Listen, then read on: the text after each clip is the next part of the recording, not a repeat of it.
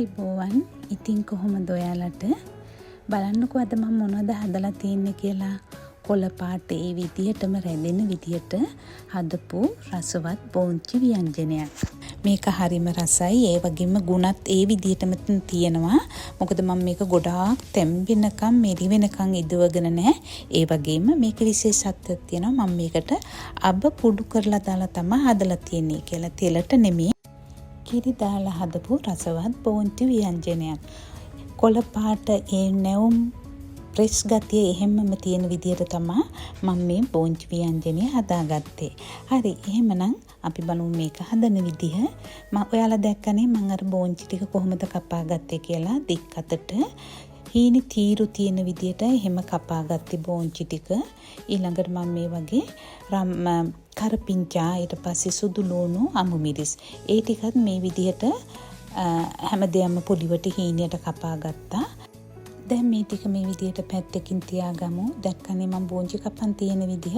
ওই විදිහට තමයි මම ඉතින් බෝංචි ටික කපා ගත්තේ. ඊළඟට මේ තියෙන අපිට අවශ්‍ය කරන දේවල් මම මෙතන කහ කුඩු අරන් තියෙනවා. අබ කුඩු කරලා අරගෙන තියෙනවා. උඹලකඩ තියෙනවා. ඊට පස්සේ මේකට මම අරන් තියෙනවා අමු 3-5 එක. ඊට පස්සේ උළුහල්. ඒ වගේම හීනයට කපාගත්ත ලුණු නම් මම ටිකක් වැඩිපුර දා ගන්නවා. එතකොට අපේ බෝංචි ව්‍යංජනයේ රසයි. රතු ලුණු තියෙනවා නම් ඔයාලා ගන්න. එතකොට තවත් ගොඩක් රසයි. ඒ වගේම අවශ්‍ය පමණ ලුණු එකතු කරලා අපි දැන් මේ දාගත්ත 3-5 ටික හොඳට මේ විදිහට කලවම් කරගමු. මේ බෝංචි වල හොඳට දැවටෙන විදිහට. ඊළඟට මම මේකට මේ දිය කිරි, ඒ කියන්නේ දෙවෙනි පාරට මිරිකලා ගත්ත කිරි ටික එකතු කරලා මේ ටික මම මේ විදිහට හැන්දින් එහාට මෙහාට කරලා පොඩ්ඩක් කලවම් කරගන්නවා. ඔයාලා කිරි දැක්කනේ මම දාගත්ත විදිය.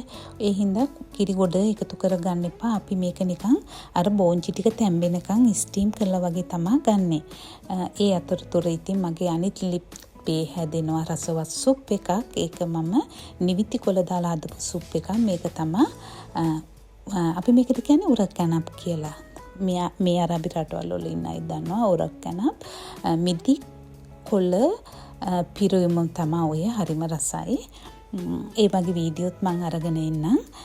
ඉතින් මේ විදිහට ටික වෙලාවක්, ඒ කියන්නේ විනාඩි 2-3ක් යනකොට මේ විදිහට අපේ කිරි ටික පැහිලා එනවා.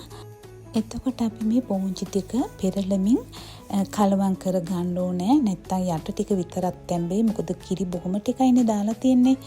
එතකොට උඩ ටික තැම්බෙන්නේ නැතුවද තියෙයි. දැන් මේ වෙලාව වෙනකොට විනාඩි 4ක් විතර ගිහින් තියෙන්නේ.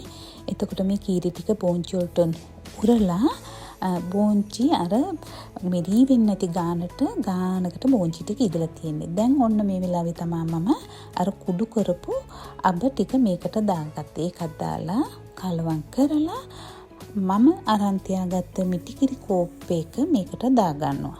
දැක්කනේ ওই විදිහට.